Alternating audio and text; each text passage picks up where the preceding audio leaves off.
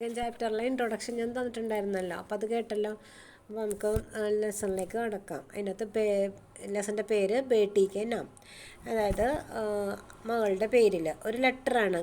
തടവിൽ കിടക്കുന്ന പിതാവിന് മകൾ എഴുതുന്ന ഒരു ലെറ്റർ. പ്യാരി ബിട്ടിയ തുമ്മനെ अपने कैदी बाप को खत भेजा. खत क्या भेजा मेरी जान आंसूनामा था. बेटे ने पढ़कर सुनाया. एक दफ़ा सुना जी न भर, फिर कहा बेटा फिर सुनाना. फिर सुना, वह भी रोया. मेरी आंखें भी आंसुओं से भीग गई. कहा बाबा एक दफ़ा फिर पढ़ो. क्या लिखवाऊँ बेटी की मुझ पर तुम्हारे खत क्या असर हुआ. 3 दफ़ा सुनने के बाद भी दिल को करार नहीं आया. അപ്പോൾ ആ പാരഗ്രാഫിൻ്റെ മീനിങ്സാണ് ഞാൻ പറയാൻ പോണേ കേട്ടോ. അപ്പോൾ തടവിലുള്ള അച്ഛന് മകൻ അയച്ച ഒരു കത്താണത്. അപ്പോൾ എന്താണ്, നീ നിൻ്റെ തടവിലുള്ള പിതാവിന് കത്തയച്ചു. വെറും ഒരു കത്തല്ല, ഒരു വിലാപകാവ്യം. മകൻ വായിച്ചു കേൾപ്പിച്ചു. ഒരു വട്ടം കേട്ടു, മനസ്സ് നിറഞ്ഞില്ല. പിന്നെയും വായിക്കാൻ പറഞ്ഞു. മകൻ പിന്നെയും വായിച്ചു. അവനും കരഞ്ഞു. എൻ്റെ കണ്ണുകളും നിറഞ്ഞു. പറഞ്ഞു, മോനെ ഒരു വട്ടം കൂടി വായിക്കൂ. എന്തെഴുതുവാനാണ് മകളെ, നിൻ്റെ കത്ത് എന്നിൽ അത്ര വലിയ സ്വാധീനമാണ് ഉണ്ടാക്കിയത്. 3 പ്രാവശ്യം കേട്ടിട്ടും മനസ്സിന് ആശ്വാസം കിട്ടിയില്ല. അതായത് തടവിൽ കിടക്കുന്ന അച്ഛന് മകള് എഴുതുകയാണ്. അച്ഛൻ എവിടെയാണ്? ബ്രിട്ടീഷുകാർ പിടിച്ചുകൊണ്ടുപോയി അദ്ദേഹത്തെ രംഗൂണിലെ കാരാഗൃഹത്തിൽ കൊണ്ട് അടച്ചേക്കണേണ്. അപ്പോൾ ഇദ്ദേഹത്തിൻ്റെ സ്വന്തം രാജ്യമായ ഡൽഹിയിലാണ് മകളും കുടുംബവും. അവരിവിടെ വേറൊരു ജയിലിലാക്കിയേക്കണേണ്. അപ്പോൾ എന്താണ്, നാട്ടിലുള്ള വിശേഷങ്ങൾ മുഴുവനും മകള് അച്ഛന് കത്തിലൂടെയാണ് അറിയിക്കുന്നത്. അച്ഛനെ ഡൽഹി ഭരിച്ചിരുന്ന അച്ഛനെ കൊണ്ട് എവിടെയാണോ കൊണ്ടാക്കിയേക്കണത്? അദ്ദേഹം ഒരു ചക്രവർത്തിയായിരുന്നു. അദ്ദേഹത്തെ മറ്റൊരു രാജ്യത്ത് കൊണ്ട് അടച്ചിട്ടിരിക്കണം. അപ്പോൾ ലെറ്ററിലൂടെയാണ് എല്ലാ വിശേഷങ്ങളും അച്ഛൻ അറിയുന്നത്. അടുത്ത പാരാഗ്രാഫിൽ സച്ച് കാത്തിക്കോ ദില്ലി വാലെ മുജ്കോ രോത്തെ ഹോങ്കെ. അപ്പം നീ പറഞ്ഞത് ശരിയാണ്, ദില്ലിയിലുള്ളവർ എന്നെ ഓർത്ത് കരയുന്നുണ്ടാവും. വ്യാ ക്യാ യഹ് നഹി ജാനത്തെ കി മേ ബി ഉൻകോ രോത്താ ഹൂം. അപ്പം എന്താണ്, അവർക്കറിയില്ല ഞാൻ അവർക്ക് വേണ്ടി കരയുന്നുണ്ടെന്ന്. ഞാൻ ഇപ്പോഴും ജീവനോടെ ഇരിക്കുന്നു. അവർ നനച്ചിരിക്കാതെ കൊല്ലപ്പെട്ടു. അതായത് പെട്ടെന്നായിരുന്നു ആക്രമണം വന്നത് ബ്രിട്ടീഷുകാരുടെ. അപ്പം മേത്തോ സിന്ദ ബൈട്ടാഹും ഓ തു ബിന आई मौत बर गए. कितनों के बाप, कितनों के बेटे, कितनों के भाई फांसियों पर चढ़ गए. कितने बच्चे यतीम हो गए. कितनी औरतें बेवफा हो गई. घर लूट गए नहीं बल्कि खोद डाले गए. അതായത് അവർ നിലച്ചിരിക്കാതെയാണ് കൊല്ലപ്പെട്ടത്. എത്രയോ പേരുടെ പിതാക്കന്മാർ, മക്കൾ, സഹോദരന്മാർ തൂക്കുമരത്തിലെല്ലാം കൊല ചെയ്യപ്പെട്ടു. എത്രയോ കുട്ടികൾ അനാഥരാക്കപ്പെട്ടു. എത്രയോ സ്ത്രീകൾ വിധവകളായി വീടുകളിൽ കൊള്ളയടിക്കപ്പെട്ടു. മാത്രമല്ല എല്ലാ വീടുകളെല്ലാം എന്താണ്, ബ്രിട്ടീഷുകാർ ഉഴുതുമറിച്ചു. ദില്ലിയിൽ എൻ്റെ വിചാരണ. അപ്പം എന്താണ്, അച്ഛൻ പറയാണ്, दिल्ली में जब मेरा मुकदमा चल रहा था उसी ज़माने में तबाही और बर्बादी के किस्से सुने थे. അതായത് ദില്ലിയിൽ എൻ്റെ വിചാരണ നടന്നുകൊണ്ടിരിക്കുമ്പോൾ തന്നെ നാശത്തിൻ്റെയും തകർക്കലിൻ്റെയും അനേകം കഥകൾ കേട്ടിരുന്നു ആ സമയത്ത്. അപ്പോൾ അദ്ദേഹം അവിടെ വന്നതിന് ശേഷം എന്തൊക്കെയോ ബുദ്ധിമുട്ടുകളായിരിക്കും പട്ടണ നിവാസികൾക്ക് ഉണ്ടായിരിക്കാമെന്ന് അദ്ദേഹം ചിന്തിക്കുകയാണ്. अब हंसे या रोए कोई फ़ायदा नहीं. ഇപ്പം ഇതിനെക്കുറിച്ച് ചിരിച്ചിട്ടും കരഞ്ഞിട്ടും ഒരു കാര്യവുമില്ല. ഹം സബ് കാലേ പാനി മേ ഹെ. അപ്പം നമ്മളെല്ലാവരും ഒരു നാഴിക ദൂരത്ത് വീട്ടിൽ നിന്ന് വിട്ടകന്ന് ഇനി ഒരിക്കലും, അതായത് പ്രിയപ്പെട്ടവരിനി കാണാമെന്ന പ്രതീക്ഷയൊന്നും ഇല്ലയെന്ന്. അതായത് ഇപ്പോൾ ഇദ്ദേഹത്തെ തുറങ്കിൽ അടച്ചിരിക്കുന്നതാണ്. ഇത് തിരിച്ചിഞ്ഞ് ഡൽഹിയിലേക്ക് പോയി പഴയ പോലെ ഭരണം നടത്താമെന്നുള്ള ചിന്തയെ, എല്ലാവരോടും സ്നേഹത്തോടെ പെരുമാൻ നല്ലൊരു ഭരണം കാഴ്ചവെക്കുക എന്നുള്ള ചിന്തയൊന്നും ഇനി ചക്രവർത്തിക്ക് ഇല്ല. अपने वतन ही दिल्ली में सैकड़ों कोस पर दूर से घर से जुदा और ऐसे जुदा की जब जीते जी उससे मिलने की आस नहीं है. അപ്പോൾ അങ്ങനെ ഒരു വിചാരമൊന്നുമില്ല, ഇനിയിപ്പോൾ തിരിച്ചു ചെല്ലാമെന്നൊരു ആഗ്രഹങ്ങളോ പ്രതീക്ഷകളോ ഒന്നും തന്നെ കവിയുടെ മനസ്സിനില്ല. കവിയുടെ അല്ല, ചക്രവർത്തിയുടെ മനസ്സിനില്ല. मुझे याद आया जब तुम्हारी शादी हुई थी और गालिब और ജോക്ക് ने तुम्हारी बारात की अगवानी के सहरे लिखे थे.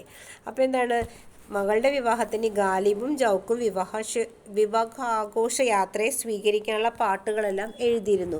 ഇനിയിപ്പോൾ മകളുടെ കല്യാണം നടത്താനോ അല്ലെങ്കിൽ ഇങ്ങനൊരു ഘോഷയാത്രയിൽ പാട്ട് നടത്താനോ ഒന്നും തന്നെ, അതായത് പോയ കാര്യങ്ങൾ കുറേ ആഗ്രഹങ്ങളുണ്ടായിരുന്നു മകളുടെ പേരിൽ, അതൊന്നും തന്നെ നടക്കില്ല. അദ്ദേഹത്തിനെ കാരാഗൃഹത്തിലടച്ചു. മക്കളെ എല്ലാവരെയും, അതായത് വീട്ടുകാരെ മുഴുവനും ഡൽഹിയിലും അവരെ ബ്രിട്ടീഷുകാർ തുറങ്കിലടച്ചു, അച്ഛനെ വേറൊരു രാജ്യത്തുകൊണ്ട് അടച്ചു. അപ്പോൾ അവർ തമ്മിൽ ഈ ലെറ്റർ വഴിയാണ് എല്ലാ കാര്യങ്ങളും അറിയുന്നത്. अब यहाँ ना वह लाल किला है और ना पहरेदार, बस लकड़ी का एक पुराना सा मकान है जो बरसात में टपकता है और जिसमें 2-4 कमरों के सिवाय ज़्यादा गुंजाइश नहीं है. എന്താണ്, ഇപ്പോൾ ഇവിടെ ചില കോട്ടയില്ല, കാവൽക്കാരില്ല, വെറും മരം കൊണ്ടുണ്ടാക്കിയ ഒരു പഴയ കെട്ടിടം, മഴയിൽ ചോർന്നൊലിക്കുന്നത്, ആകെ 2-4 മുറികൾ ഉണ്ടാകും. അതിൻ്റെ അകത്താണ് ഈ ചക്രവർത്തിനെ കിടത്തിയിരിക്കുന്നത്. ഏക് ദഫാക്കി ബാത്ത് ഹേ ഈദ് നഹി, അതായത് ഒരിക്കലുണ്ടായ സംഭവം ഓർക്കണേണ് ചക്രവർത്തി. ഒരിക്കലുണ്ടായ സംഭവമാണ് ഈദിൻ്റെ ഉത്സവ സമയമായിരുന്നു. ഉസ് മൗക്കെ പർ ചന്ദ് മുസൽമാൻ മേരിലെ കുച്ച് തോഫെ ലേക്കർ ആയി. അപ്പോൾ ആ സമയത്ത് കുറച്ച് മുസ്ലിമുകൾ എനിക്ക് സമ്മാനങ്ങളുമായിട്ട് വന്നു. मैंने उनसे कहा भाई ये तोहफे मैं नहीं ले सकता, उन्होंने जब बहुत कहा तो कुछ तोहफे ले लिए. അവരോട് പറഞ്ഞു ഞാൻ ഇതൊന്നും സ്വീകരിക്കുന്നില്ല, എനിക്ക് വേണ്ടാന്ന് നിർബന്ധിച്ചപ്പോഴത്തേക്കും കുറച്ച് സമ്മാനം പിന്നെ സ്വീകരിക്കേണ്ടതായിട്ട് വന്നു. ഉസ്കെ ദവജ് മേനെ മാലിക്ക എക്ക് ഹാർ ഉൻകോ ദേ ദി, അപ്പം അതിന് പകരമായിട്ട് റാണിയുടെ ഒരു മാല ഇദ്ദേഹത്തിൻ്റെ കയ്യിലുണ്ടായിരുന്നു, ഭാര്യയുടെ, അതായത് മഹാറാണിയുടെ. ആ റാണിയുടെ മാല അവർക്ക് കൊടുത്തു തിരിച്ച്. दूसरे दिन हुक्म आया कि इन मुगलों के पास जवाहर बहुत ज़्यादा, ഇപ്പോൾ പിറ്റേ ദിവസം ഒരു അറിയിപ്പ്, അതായത് ഇവർ ഈ മുഗൾമാരുടെ അടുത്ത് ഒത്തിരി അധികം ആഭരണങ്ങളൊക്കെ ഉണ്ട് എന്നുള്ളത് ഞാൻ അറിഞ്ഞു.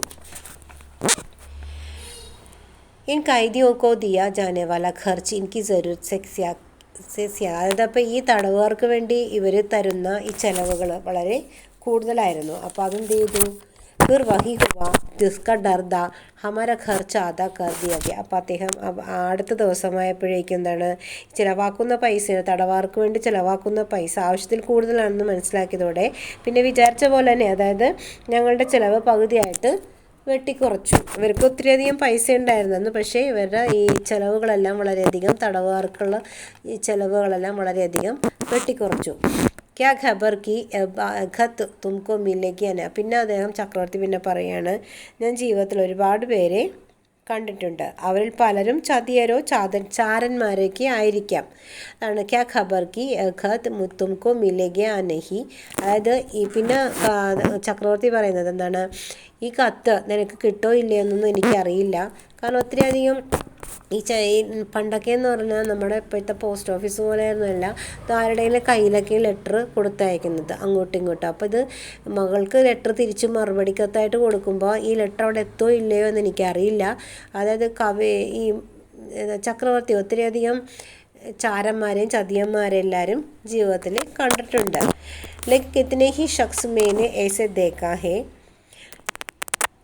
जो आखिर में दगाबाज और दूसरों के भेजे जासूस साबित हुए.